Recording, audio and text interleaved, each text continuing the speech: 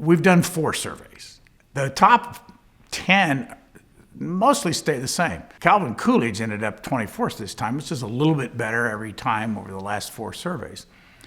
The objective is to ask as many different historians, journalists who follow the presidency about presidents in 10 different categories. Interesting thing about this is that if you were in a war as a president, you stand a good chance of being high in the ratings. You start with Abraham Lincoln and George Washington and FDR and Theodore Roosevelt, and you could just go down the list. And in every case, there's some kind of a war. If you're like Calvin Coolidge, there was no war. You just had a surplus in every year that you were a president.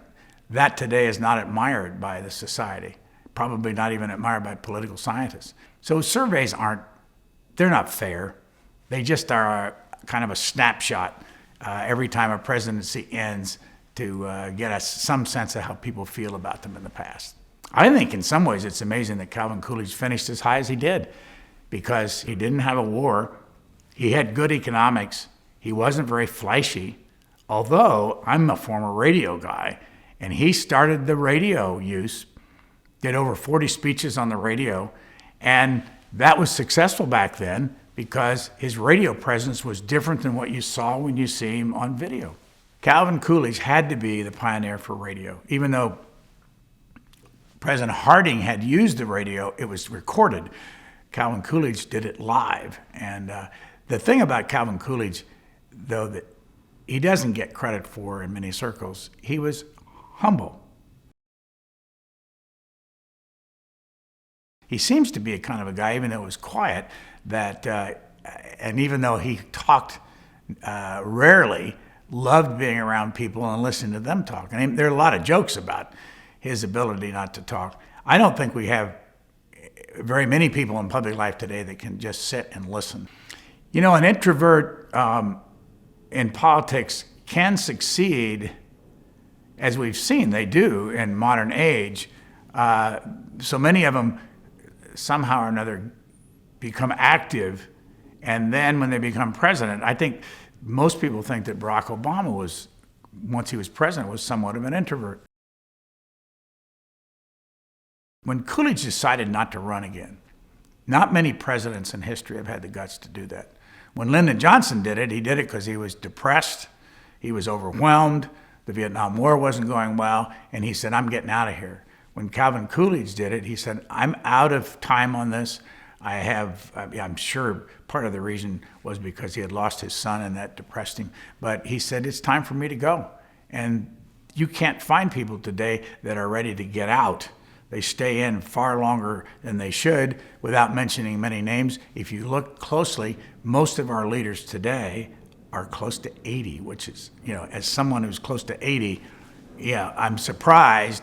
We now don't particularly expect our presidents to have humility. He was quiet. Everything about Calvin Coolidge's life was he's not simple-minded. He was just a simple, day-to-day, get the job done quietly, with humility, and he didn't believe in interfering in people's lives when it came to the government.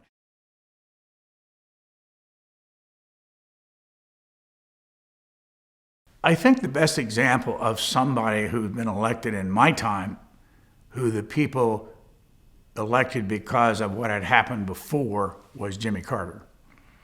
If you go back to the Carter administration and the early days, people just trusted him. And they trusted him based on the fact that Richard Nixon had been president for 6 years, and then Jerry Ford comes in. When it comes to Eisenhower, he has probably gone from the lowest to the highest of anybody in the history of polling. And when he got out of office and they compared him with John Kennedy, he was dull. It's really crazy when you think about all that he had done. And it wasn't until some of his papers started coming alive that people could see them, that he was much more involved in his presidency than people thought. He had that image of being on the golf course all the time. Well, a lot of presidents since then have been on the golf course a lot of times, and they don't, other than a media story that probably doesn't seem to care about that. So Eisenhower has gone up to the top 10, strongly in the top 10, in almost throughout all of our surveys. Calvin Coolidge is somebody who should be studied. Young people ought to understand what kind of an administration he had, what his cabinet was like, who was in Congress at the time, how did he relate to the public. Again, his whole relationship to the radio. The radio and some 40 speeches on radio seemed to me to be a transitional period. And how did he handle that? And what happened in the next presidency when it came to radio? If you read Calvin Coolidge's autobiography, in some ways it stops you in your tracks because of how different it is on what people think today matters. I was surprised, for instance, of his rather long discussion about his relationship with God. Today, most politicians say they go to church, they'll refer to God and all that, but they don't get caught discussing it in as great a detail as Calvin Coolidge did in his book. If you want to understand Ronald Reagan, go to the ranch.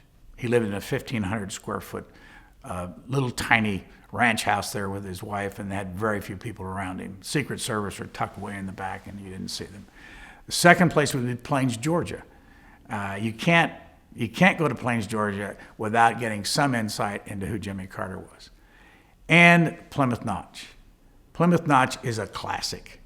If you want to have a very enjoyable couple of days, go to the Plymouth Notch area, get Calvin Coolidge's autobiography, take the trip around, go to the gravesite, go to where the first summer White House press room was above the store, go to where he was sworn in at 2 o'clock in the morning, and then you'll have a perspective on who Calvin Coolidge was.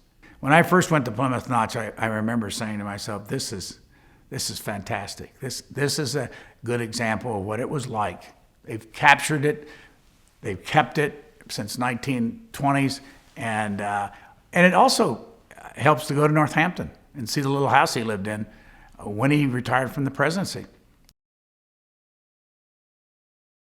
The thing about Calvin Coolidge that for me personally has always been very important is humility.